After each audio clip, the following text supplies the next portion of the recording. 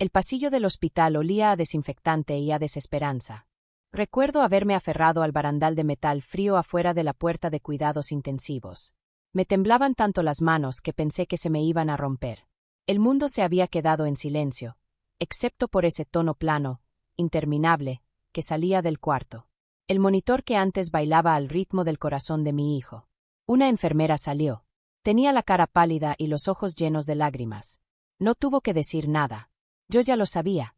Mi hijo, mi pequeño, mi única razón para respirar, se había ido. Apreté mi palma contra el vidrio que me separaba de él. Apenas una hora antes le había estado cantando bajito, diciéndole que mamá estaría justo afuera. Me había alejado solo un momento para tomar una cobija en el escritorio de enfermería. Cuando regresé, las máquinas ya no cantaban. No recuerdo haberme caído, pero sí recuerdo el sonido. Mis rodillas golpeando el piso, mi voz rompiéndose en algo que ya no sonaba humano. Mis padres estaban al final del pasillo, sentados. No se levantaron, no corrieron hacia mí. Solo estaban ahí. Mamá mirando su celular, papá hablando en voz baja con mi hermana por videollamada. Cuando por fin pude hablar, las palabras salieron solas. Mamá, papá, se fue. Mamá suspiró. En serio suspiró, como si la hubiera interrumpido. Bueno, dijo con frialdad, es lo que pasa cuando tomas malas decisiones. ¿Malas decisiones? Susurré. Cruzó los brazos. ¿Pensaste que podías criar a un hijo tú sola? Si ni siquiera puedes contigo misma. Papá ni siquiera levantó la mirada. Ya deja el drama, murmuró. La enfermera trató de ayudarme a levantarme, pero aparté su mano. Quería que me vieran. Que vieran lo que habían hecho, lo vacía que me sentía, lo hueco que se había vuelto el mundo. Pero no lo hicieron. Mamá se levantó, se acomodó el abrigo y dijo: Nos vamos a casa. Tú sabrás qué hacer. Siempre lo haces. La tomé del brazo. Por favor, no se vayan. Quédense. Me miró como quien ve basura mojada tirada en la banqueta. Está acostumbrada a estar sola, le dijo a mi papá mientras se alejaban. Déjala. Y se fueron. Así, sin más. El pasillo volvió a quedarse en silencio. Solo mis sollozos rebotaban contra el azulejo y el acero, llenando el espacio donde antes respiraba mi hijo. La enfermera se sentó conmigo en el piso. No dijo nada. No me ofreció agua, ni me preguntó si quería llamar a alguien. Solo me dejó estar rota. Cuando por fin dejé de temblar, me dijo en voz baja: No merecías lo que te hicieron. Asentí, pero no pude responder. Sentía que ya no merecía nada. El funeral fue pequeño. Sin flores de mis padres, sin palabras suyas. Solo el pastor, 2 enfermeras y el viento que me golpeaba el vestido como si quisiera recordarme que seguía viva. Miré el diminuto ataúd, blanco y cruel, mientras el pastor hablaba de paz y de gracia. No había paz en mí, solo vacío. Después del entierro, regresé a casa sola. Sus juguetes seguían regados por el piso. En la tele aún sonaba la caricatura que él había estado viendo, la última con la que se rió. Me quedé ahí por horas, congelada, escuchando esa risa rebotar en mi cabeza. Los días se mezclaron con las noches. La comida se quedaba intacta. El sueño llegaba a pedazos. Cada vez que cerraba los ojos, veía su rostro. Y cada mañana despertaba enojada por haberlo hecho. Pasaron semanas. Ni llamadas, ni visitas. Ni de ellos, ni de nadie. Hasta que una noche recibí un mensaje de mi hermana. Mamá dice que sigues de dramática. Que si hubiera sido más fuerte, esto no habría pasado. Esa noche algo cambió dentro de mí. No fue un quiebre, fue un clic. De esos silenciosos, como cuando una puerta se cierra con llave desde adentro.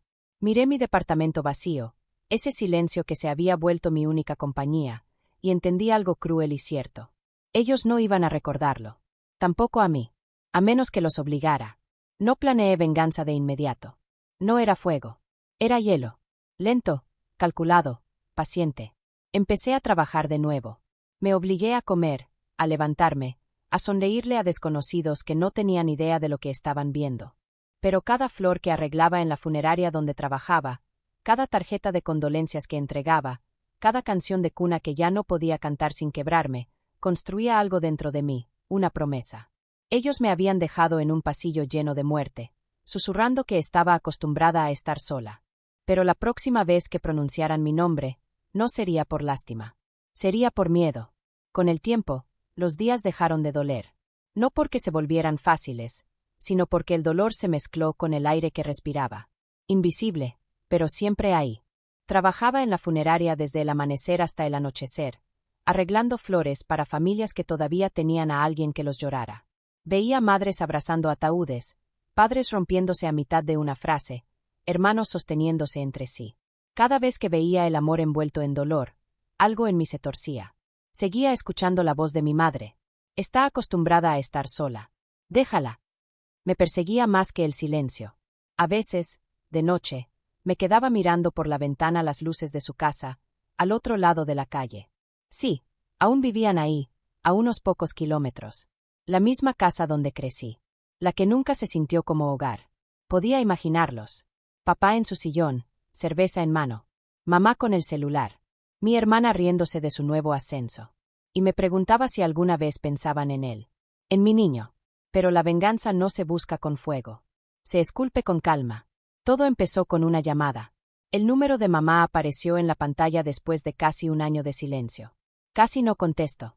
Pero la curiosidad ganó. Bueno. ¿Con qué sigues viva? Dijo, seca. Tu papá está enfermo. No empieces con tus dramas. Solo ven a ayudar. ¿Enfermo? Eso era nuevo. Por un segundo sentí algo parecido a culpa. Pero recordé el pasillo, su abrigo balanceándose cuando se alejó, y la culpa se disolvió como azúcar en ácido. Voy para allá, respondí. Cuando llegué, el aire de la casa me golpeó igual que antes. Esa mezcla de perfume viejo, enojo rancio y falsa comodidad. Mi padre estaba tirado en el sillón, tosiendo. Mamá rondaba cerca, todavía perfectamente arreglada, seguía igual de desalmado. Se veía más pequeño de lo que recordaba. El tiempo y la enfermedad le habían labrado surcos profundos en la cara. Me hizo un leve gesto con la cabeza. No pensaba que vinieras. Sonreí. Tú no pensabas que yo seguiría viva. Mamá me lanzó una mirada de desprecio. No empieces. No necesitamos tu actitud. Solo trae sus medicinas, cocina algo y cállate. Tu hermana está ocupada. Ahí estaba otra vez, la jerarquía. El recordatorio de que, incluso ahora, yo era la indeseada. La sombra. Solo llamaban cuando se les iban las luces. Durante semanas fui todos los días. Cocinaba. Limpiaba. No decía nada. No me dieron las gracias. Pero se acostumbraron a que yo estuviera ahí. Olvidaron que la gente silenciosa todavía ve, planea y recuerda. Una noche, después de otra de las crisis de tos de mi padre, encontré su viejo cuaderno en el cajón junto al reclinable. La curiosidad tiró de mí. No debía abrirlo, pero lo abrí. Dentro había registros de inversiones, páginas y páginas de movimientos de dinero, la mayoría que no eran suyos. Reconocí algunos nombres, vecinos, compañeros de trabajo, hasta gente de la iglesia. Llevaba años sacando dinero bajo la mesa, fingiendo administrar ahorros. Al fondo del libro, en su letra desordenada, había notas sobre mí. Chica inútil, desperdicio de aire. Debería habérmela quitado hace años. Y debajo, otra línea. Las cuentas del funeral son su castigo. Se me nubló la vista. El pecho me dolía como si se me viniera encima. Así que era eso. No solo me habían dejado llorar en soledad, habían decidido que lo merecía. No grité. No lloré. Simplemente tomé el cuaderno, fotocopié cada página y lo volví a poner donde lo había encontrado. Esa noche, cuando mamá entró a la cocina y me vio lavando trastes, dijo: ¿Crees que te debemos algo por estar aquí? Eres afortunada de que siquiera llamáramos. Deberías agradecer que no te cortamos del todo. Me giré despacio, con el trapo todavía en la mano. ¿Cortarme? Mamá, eso ya lo hiciste. El día que murió mi hijo te encargaste de que no quedara nada que cortar. Se quedó paralizada. Por primera vez en años vi algo parpadear en sus ojos. No era culpa, ni remordimiento. Era miedo. Sonreí. Pero no te preocupes, mamá. Esta vez no me voy. No hasta que todo lo que construyeron se sienta exactamente como lo que me dejaron. Esa noche me fui a casa y empecé a trazar mi plan. No era rabia, era justicia. Fría y matemática. Envié cartas anónimas a las personas que aparecían en el cuaderno de inversiones de mi padre, adjuntando fotocopias de sus notas. No escribí explicaciones ni acusaciones directas. Solo dejé pruebas. En menos de una semana comenzaron las llamadas, luego las visitas de la policía y el congelamiento de cuentas. Mamá me llamó 3 veces en un solo día. No contesté. Cuando por fin apareció en mi puerta, con la cara pálida, exigió: ¿Qué hiciste? Incliné la cabeza. Nada. Pensé que no me necesitaban. Su voz se quebró por primera vez. Se están llevando todo. Tu padre podría ir a la cárcel. ¿Lo entiendes? Me recargué en el marco de la puerta, con los brazos cruzados. Lo entiendo exactamente. Me miró largo rato, con el labio temblando. Eres una sin corazón.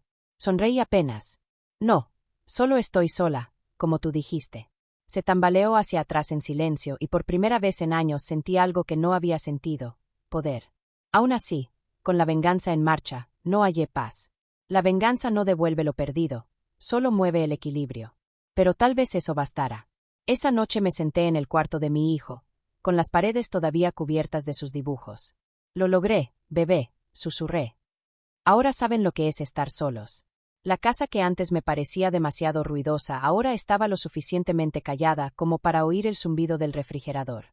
Recuerdo entrar por su puerta semanas después, ya no como la hija que se iba a dejar pisar, pero esa vez volví no como su hija, sino como alguien que venía a terminar lo que el dolor había empezado.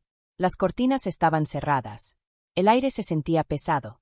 Mamá estaba sentada en la mesa, rodeada de cuentas sin pagar y avisos de desalojo. Tenía la mirada vacía, el labial corrido, como si hubiera olvidado quién se suponía que era. El sillón de papá estaba vacío. En el reposabrazos, un documento del condado doblado, investigación pendiente. No levantó la vista cuando me escuchó entrar. Solo dijo, con voz apagada: congelaron todo. Dijeron que él les mintió. Tú mandaste esos papeles, ¿verdad? No respondí. Solo caminé hacia ella, igual que aquella vez en el pasillo del hospital, entumecida, hueca, más allá de cualquier rescate. Te lo supliqué, dije despacio, con la voz firme. Aquella noche solo quería que te quedaras, que me abrazaras, que me dijeras que no estaba sola. Pero me miraste como si fuera una carga. Levantó la cabeza. Los ojos rojos, pero secos. Teníamos miedo, murmuró. No, la interrumpí. Eras egoísta. Has tenido miedo toda tu vida de sentir algo real, de perder el control. Y cuando mi hijo murió, conseguiste lo que querías. Una versión de mí de la que ya no tenías que preocuparte. Golpeó la mesa con la mano. ¿Crees que esto te hace mejor? ¿Ver a tus padres derrumbarse? Me incliné hacia ella, lo suficiente para oler el leve rastro de vino en su aliento. No, no me hace mejor. Me hace igual. Entonces me miró. De verdad me miró. Y por un segundo creí ver a mi madre, a la mujer que pudo haber sido antes de que el rencor la carcomiera, pero se desvaneció enseguida. Perdí todo por tu culpa, susurró. Incliné la cabeza. Entonces por fin sabes cómo se siente. Me di la vuelta para irme, pero su voz se quebró detrás de mí. Te vas a arrepentir. Vas a morir sola también. Me detuve en la puerta, sin mirarla. Tal vez, dije. Pero al menos no moriré fingiendo que alguna vez fui amada. Afuera, el aire de la tarde me golpeó como libertad. Por primera vez en años no me sentí pequeña. No me sentí invisible. El dolor seguía ahí, pero ya no como herida, sino como cicatriz, una marca que contaba una historia que había sobrevivido. Un mes después me mudé a un pueblito cerca de la costa. Empecé de nuevo, en silencio. Trabajé en una florería junto al muelle. Algunos días me descubrí sonriendo al oler la mezcla de salmarina y rosas, recordando cómo él fruncía la nariz cuando lo hacía oler los pétalos. En el aniversario de su muerte, me senté frente al mar con un solo lirio blanco. Hice que te recordaran, susurré al viento. Hice que sintieran lo que nos hicieron sentir. Una gaviota chilló sobre las olas, y quise imaginar que era su risa, llevada por algo más amable que este mundo. No les di a mis padres mi nueva dirección. No respondí cuando intentaron buscarme meses después.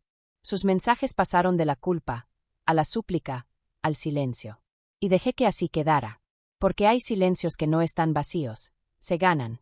Fue entonces cuando entendí que la venganza nunca se trató de destruirlos, sino de quitarles el poder de destruirme a mí. Me puse de pie, sacudí la arena de mi vestido y miré el sol hundirse bajo el agua. Por primera vez desde aquel pasillo de hospital, no me sentí sola. Solo libre.